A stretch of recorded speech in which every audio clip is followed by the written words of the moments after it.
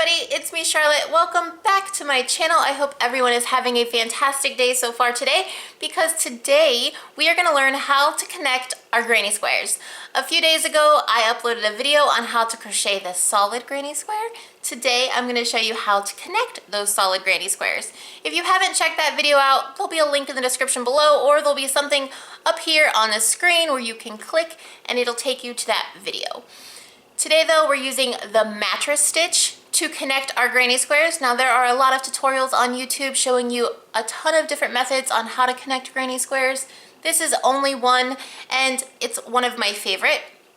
So I'm gonna go over that with you. I'm also gonna go over if you made a bunch of granny squares and you wanna make a blanket, I'm gonna show you the order in which you should connect them and what path you should take to connect your granny squares. Before we get into today's video though, real quick, I just want to say thank you to everyone who has subscribed to my channel. Thank you for liking, commenting, and sharing my videos. If you haven't yet subscribed, please do so now.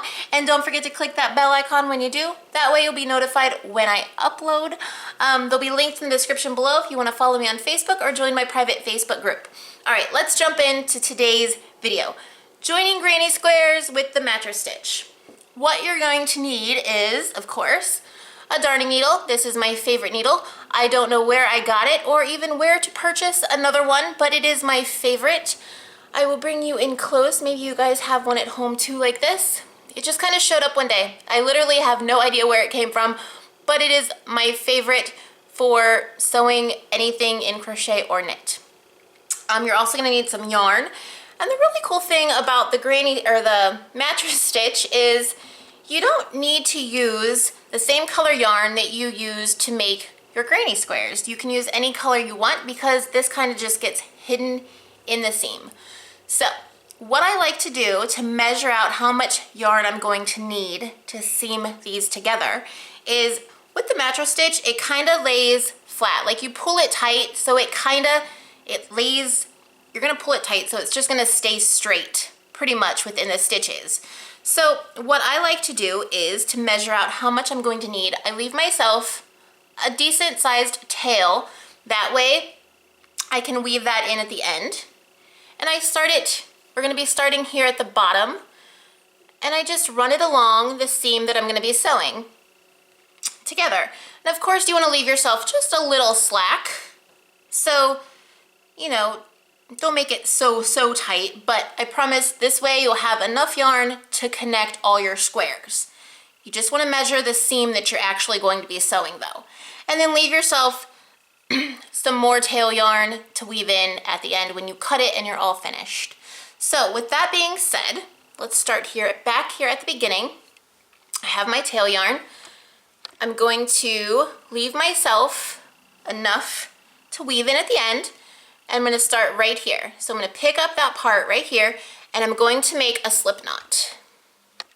To make a slip knot, I just wrap my yarn twice around my finger, take that back strand, pull it to the front, take the strand that's not in the back and pull it completely off my finger, and there I have my little loop. And I'm just going to leave it like that. Then I'm going to take my needle, I'm going to find the other end of my yarn here, and I'm going to thread my needle with my other end of the yarn. So let's bring you guys in so you can see exactly what I'm doing. And I'm just going to thread my yarn like so. Pull it through.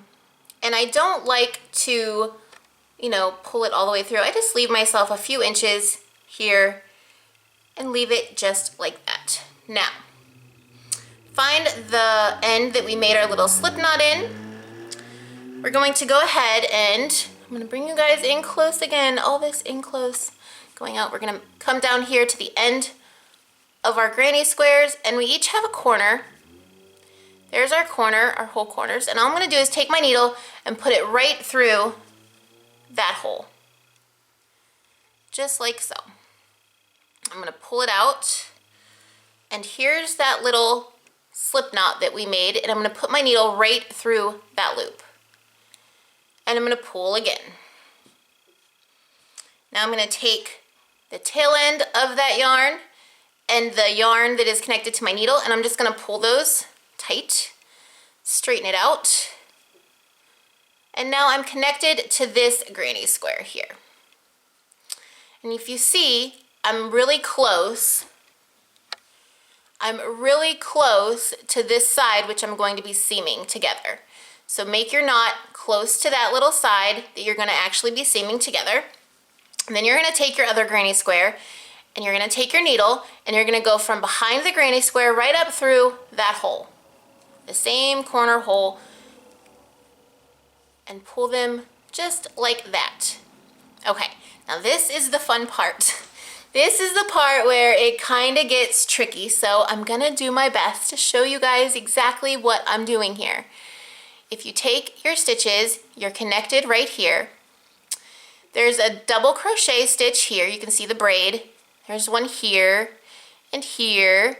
What you're gonna do is you're gonna take your needle and you're gonna go into that first double crochet, just like if you were gonna crochet something where you would put your hook. That's where you're gonna put your needle, right there. You're gonna pull it down, pull it out. Okay, then you're gonna go to your other side here and you're gonna find the next available double crochet, which is right here. And this time you're gonna take your needle and you're gonna go down through that double crochet, and then the next one right here, you're gonna come up through the next available one. So I came right up. So I went down into the first double crochet that was available, and then I'm gonna come up the next double crochet stitch that was available. And I'm gonna pull my yarn. Now you don't have to pull it tight, you can leave it loose.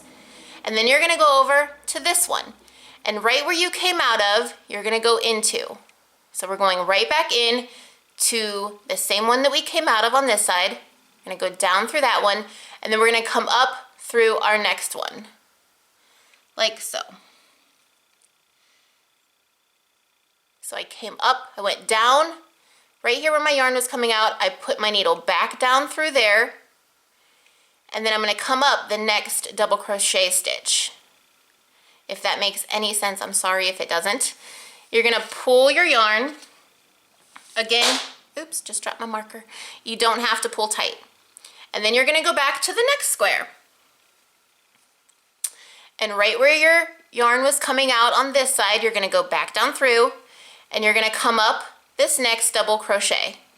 So you go down and then you come up through the next stitch. Pull your yarn. Maybe I'm too close. Let me take you out just a little bit. Okay, and then here, we just find where our yarn was coming out. We go back down through that same spot, and we're gonna come up the next stitch. Just like that. So I went down, I found my next stitch, which is right here, and I'm just gonna come up through there. Pull my yarn through, and then we move to this side, and you just keep doing that back and forth. This is where your yarn came out of. You go right down through there and you come up the next stitch. Pull. Again, you don't have to pull tight. Come to the next side. Put your yarn right down through the hole that you just came out of on this side. Right there's your yarn coming out. You want to go down and then you want to come up the next stitch. Pull. You don't have to pull tight, remember. Not until, you can get a few inches along and then you can pull tight and the magic happens. It's my favorite part. Again, right here you can see where the yarn is coming out of, where I left off on this side. I'm gonna go right down through that same hole and come up the next stitch. Okay, now, we'll say we've done enough. Let's widen it out here a little bit. And you can see right through here, you can see where we've gone back and forth, back and forth. Now if we take our yarn and you pull on your yarn, I like to hold it and pull. You don't have to pull very tight. And there you have it, it's seamed together. This is what the back looks like. There is a little bump, but you can't see the yarn color that we used. Just looks like gray and pink. And the front again, here it is. And then after you pull, you can pull your stitches apart just a little bit so you know exactly where you're gonna go back into. We left off on this side. Our yarn's coming out on this block, so we're gonna go over here to this one. see where our yarn is coming out of? Right here. We're gonna go back into that same hole. Back into that same hole and right up through that next stitch. Pull.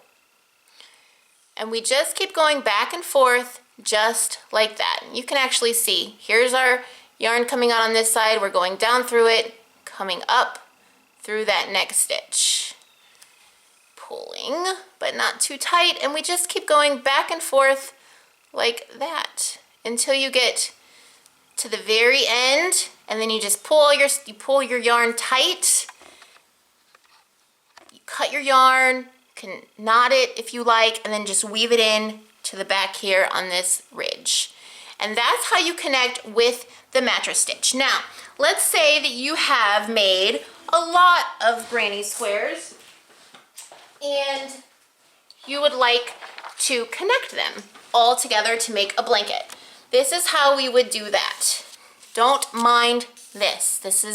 I created this. I know it's crooked.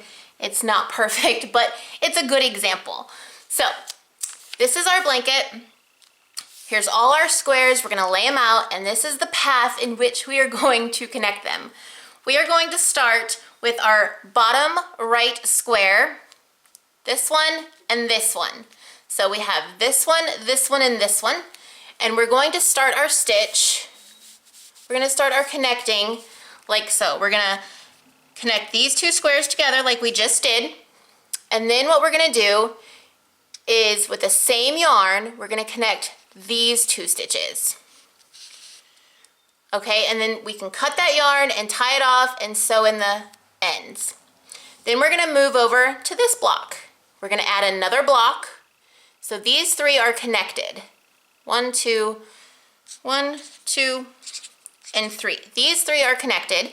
Now we're gonna have this one here. We'll say this is block 4.